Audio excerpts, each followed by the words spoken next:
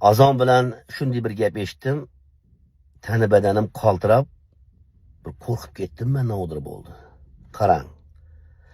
Aroq ichish, sigaret chekish pul ekan, lekin 5 vaqt namoz o'qish tekin ekan.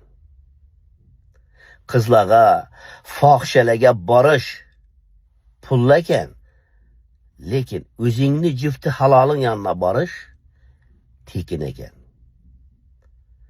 Tungi klublarga, shu ishratlarga borish pul ekan, lekin tungi nafil namozlarni o'qish tekin ekan. Birodarlar, Alloh taolani bizga berib qo'ygan imkoniyatlarga qarang.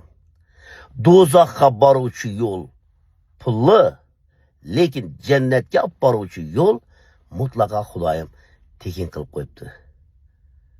Xulosa o'zingizdan.